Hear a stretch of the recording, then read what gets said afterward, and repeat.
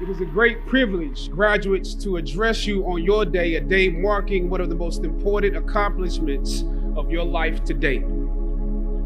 This is a magical place, a place where the dynamics of positive and negative seem to exist in extremes. I remember walking across this yard on what seemed to be a random day, my head down, lost in my own world of issues, like many of you do daily. I'm almost at the center of the yard. I raised my head and Muhammad Ali was walking towards me. Time seemed to slow down as his eyes locked on mine and opened wide. He's raised his fist into a quintessential guard. I was game to play along with him, to act as if I was a worthy opponent. What an honor to be challenged by the GOAT, the greatest of all time, for a brief moment. His face was as serious as if I were Frazier in the Thriller in Manila. His movements were flashes of a past greater than I can imagine. His security let the joke play along for a second before they ushered him away. And I walked away floating like a butterfly. I walked away amused at him, amused at myself, amused at life for this moment that almost no one would ever believe. I walked away light, ready to take on the world. That is the magic of this place. Almost anything can happen here. Thankyou!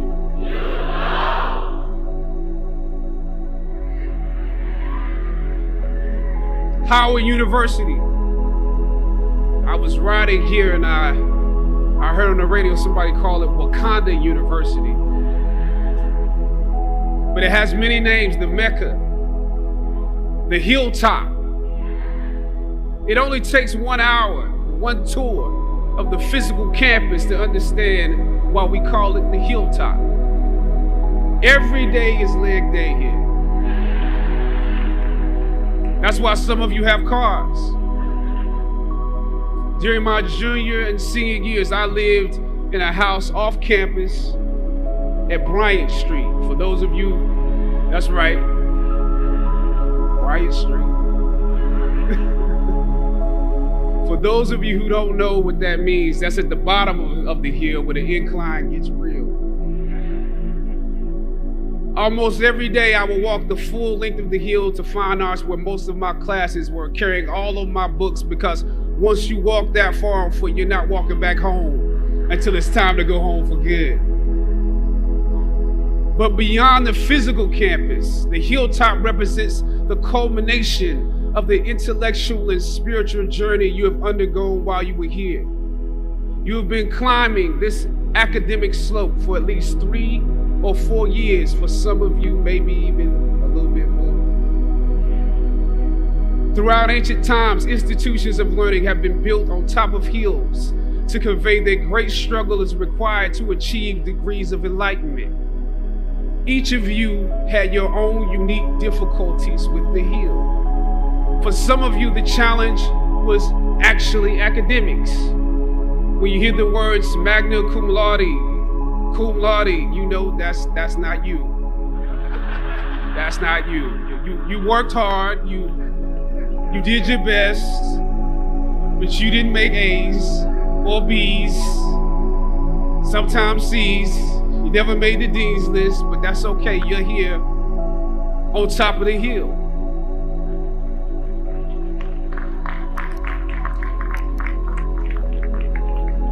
And I want to say something to that. You know, sometimes your grades don't give a real indication of what your greatness might be. So it really is okay. For others, it was financial. You and your family struggled to make ends meet every semester of your matriculation. You had to stand in one line to get to another line, to get to another line for somebody that might help you. You had to work an extra job or two, but you're here. For a lot of you, not all, but a lot of you, your hardest struggle was social. Some of you never fit in. You were never as cool and as popular as you wanted to be, and it bothers you. So your social struggles here became psychological. Even though you made it up the hill, you carried the baggage of rejection with you, but you're here. Or some of you went through something traumatic. You made it to the top of the hill, but not without scars and bruises. Some of you fit in too much. You were on the yard rapping on your frat block when you were supposed to be in class. Or you got caught up in the DC party life. I know how that is. I mean, we're right here in the midst of the city. Sometimes you forgot you were in school. You probably could have graduated with honors, but instead you are getting an oh yeah degree today. Oh yeah, I have class. Oh yeah, I have that paper due. Oh yeah, I have a final. You were literally too cool for school.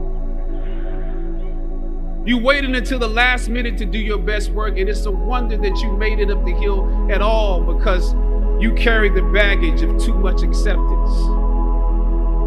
Most of you graduating here today struggled against one or more of the impediments or obstacles I mentioned in order to reach this hilltop.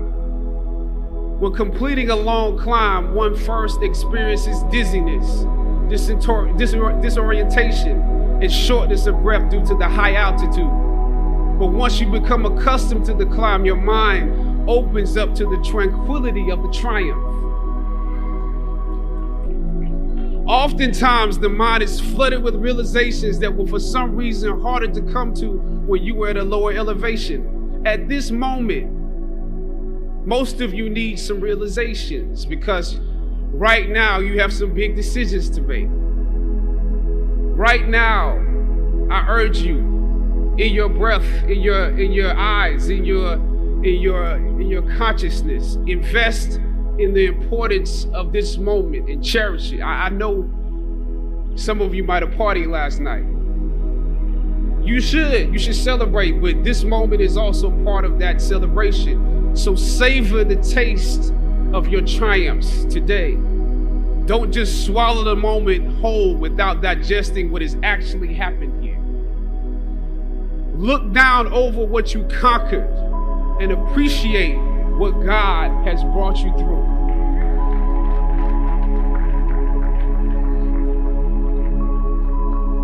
Some of you here struggled against the university itself. This year, students protested and took over the A building, formulated a list of demands, and negotiated with our president and administration to determine the direction of our institution. It's impressive. Similarly, during my years here at Howard, we also protested and took over the A building in order to preserve Howard's annual appropriations from Congress. President H. Patrick Swagger decided to reduce the number of colleges at the university. By his plan, engineering would need to merge with architecture, nursing would merge with allied health, and fine arts, my school, would be absorbed by arts and sciences. That's how we saw it, absorbed. For many of us in fine arts, this signaled to us that our curriculums or the curriculums of students following us might become watered down concentrations. This undermined the very legacy we were proud to be a part of and aim to continue.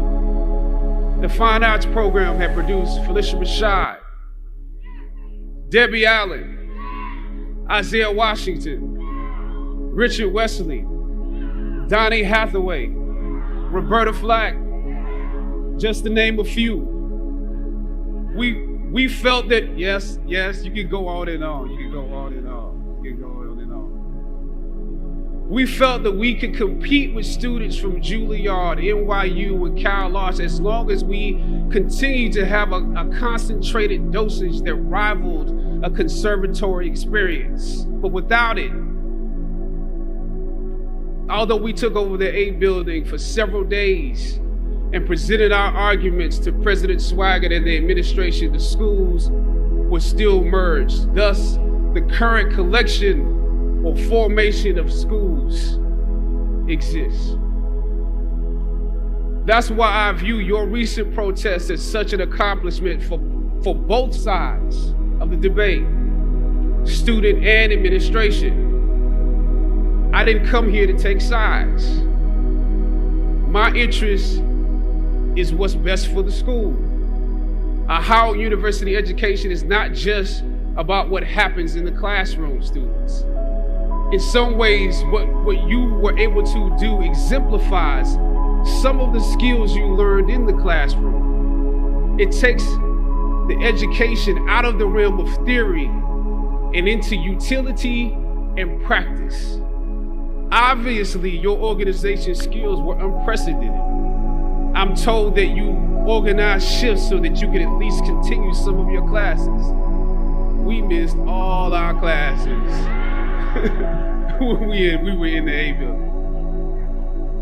And I'm told that through donations, there was always an ample helping of food. I probably ate a slice of pizza during the entirety of our 3-day protest. So your organization and planning was impeccable. You received the majority of your demands, making a significant impact on those who came after you. As is often the case, those that follow most often enjoy the results of the progress you gain. You love the university enough to struggle with it. Now I have to ask you that you have to continue to do that. Even now that you received your demands, even if you're walking today, you have to continue to do that. Everything that you fought for was not for yourself. It was for those that come after. You could have been disgruntled and transferred, but you fought to be participants in making this institution the best that it can be. But I must also applaud President Wayne Frederick and the administration for listening to the students.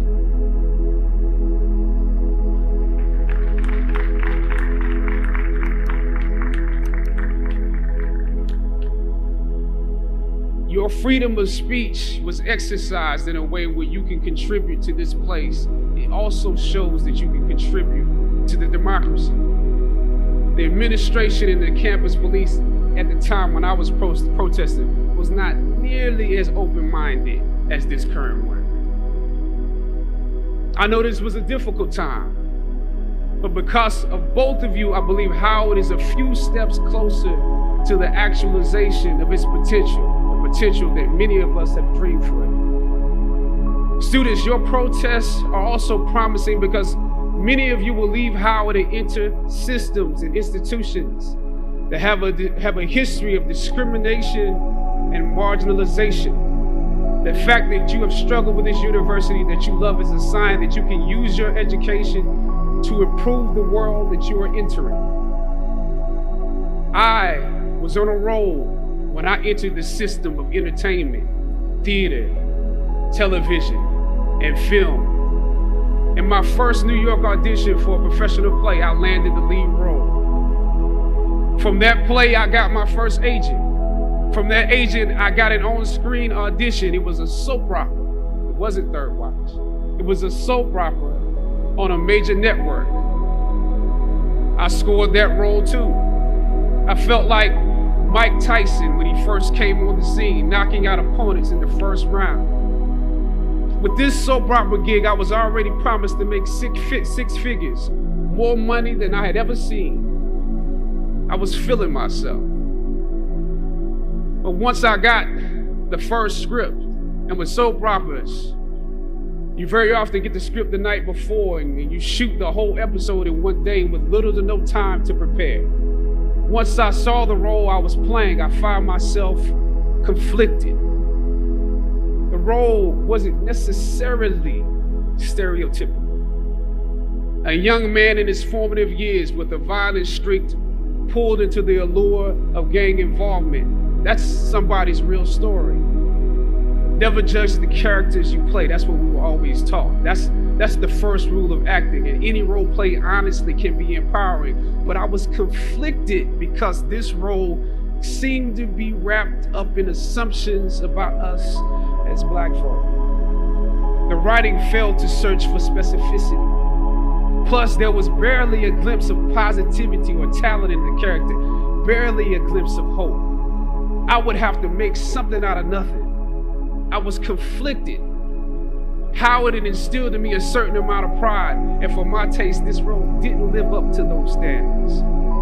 It was just my luck that after filming the first 2 episodes, execs of the show called me into their offices and told me how happy they were with my performance. They wanted me to be around for a long time. They said, if there was anything that I needed, just let them know. That was my opening. I decided to ask them some simple questions about the background of my character, questions that I felt were pertinent to the plot. Question number 1, where's my father?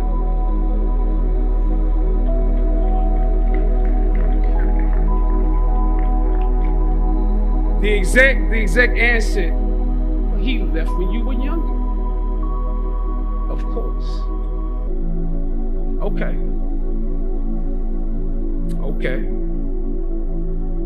Question number 2.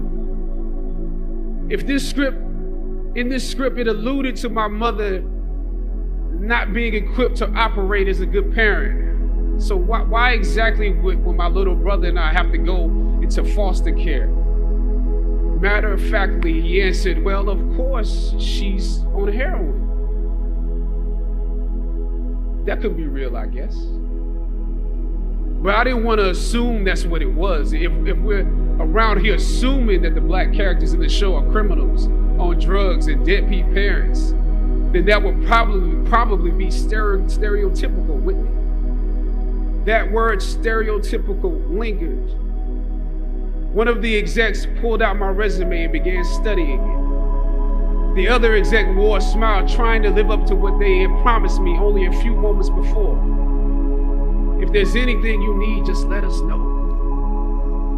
She said, as you have seen, things move really fast around here. But we are more than happy to connect you with the writers if you have suggestions. Yeah, I said, that would be great. I said, because I'm just trying to do my homework on this. I didn't know if you guys had decided on all the facts, but maybe there's some things we can come up with, some talent or gift that we can build. Maybe he's really good at math or something. He has to be active. I'm doing my best not to play this character like a victim. So you went to Howard University, huh? The exec, holding my resume, interrupted, peeking over the pages. Yes, I said proudly. He slid my resume back in his desk and said, thank you for your concerns. We'll be watching you.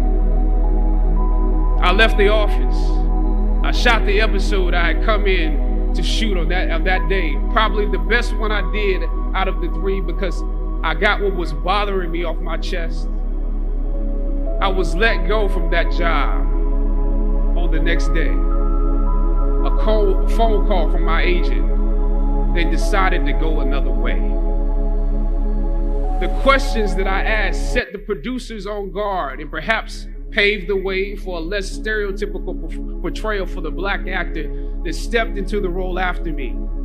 As the scripture says, I planted the seed and Apollos watered it. But God kept growing. God kept it growing. Yet and still, when you invest in a seed, watching it grow without you, that is a bitter pill to swallow. A bitter pill. Anybody that's ever been fired knows what I'm talking about.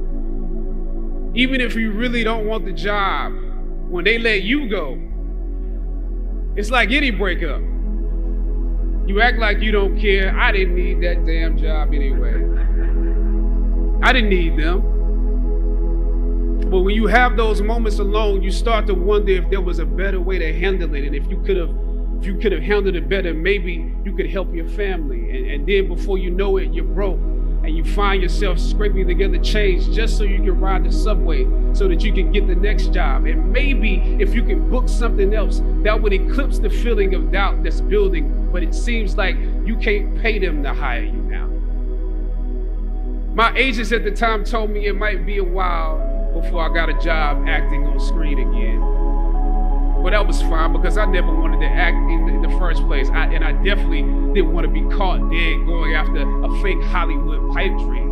I'm more of a writer and director anyway, so forget their stories. I can tell my own stories. But am I actually blackballed? We're hesitant about sending you out to some people right now because there is a stigma that you're difficult. As conflicted as I was before I lost the job, as adamant as I was about the need to speak truth to power, I found myself even more conflicted afterwards. I stand here today knowing that my Howard University education prepared me to play Jackie Robinson, James Brown, Thurgood Marshall, and T'Challa. But what do you do when the principles and standards that were instilled in you here at Howard close the doors in front of you? Sometimes you need to get knocked down before you can really figure out what your fight is and how you need to fight it. At some point, my mind reverted back to my experiences here, to the professors that challenged me and struggled against me. Professor Roberts Williams, Doc Singleton, George Epstein, to name a few, the ones that would fail you out of the goodness of their hearts.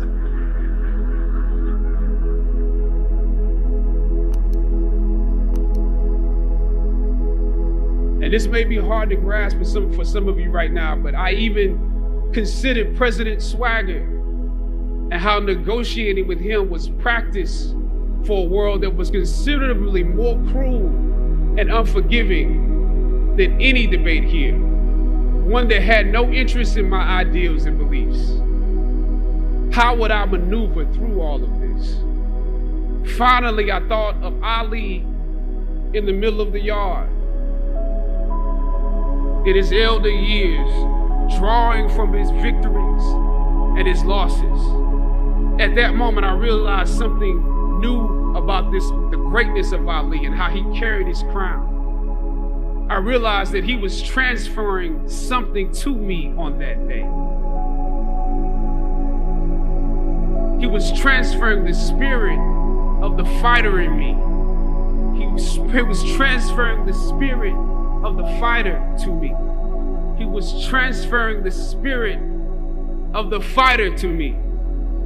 Sometimes you need to feel the pain and sting of defeat to activate the real passion and purpose that God predestined inside of you. God says in Jeremiah, I know the plans I have for you. Plans to prosper you and not to harm you. Plans to give you hope and a future. Graduating class, hear me well on this day. When you have reached the hilltop and you are deciding on next jobs, next steps, careers, further education, you would rather find purpose than a job or a career. Purpose crosses disciplines. Purpose is an essential element of you. It is the reason you are on the planet at this particular time in history. Your very existence is wrapped up in the things you are here to fulfill. Whatever you choose for a career path, remember the struggles along the way are only meant to shape you for your purpose. When I dared to challenge the system that would relegate us to victims and stereotypes with no clear historical backgrounds, no hopes or talents, when I questioned that method of portrayal, a different path opened up for me. The path to my destiny. When God has something for you, it doesn't matter who stands against it.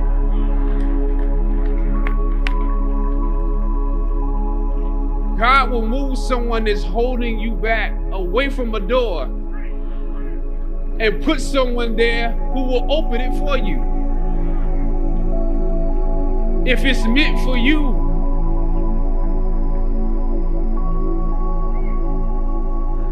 I don't know what your future is, but if you're willing to take the harder way, the more complicated one, the one with more failures at first than successes, the one that has ultimately proven to have more meaning, more victory, more glory, then you will not regret it.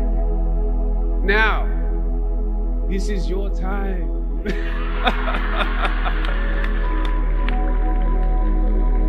The light of new realization shines on you today.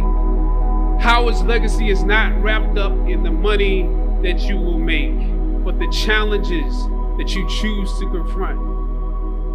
As you commit to your past, press on with pride and press on with purpose. God bless you. I love you, Howard. Howard forever.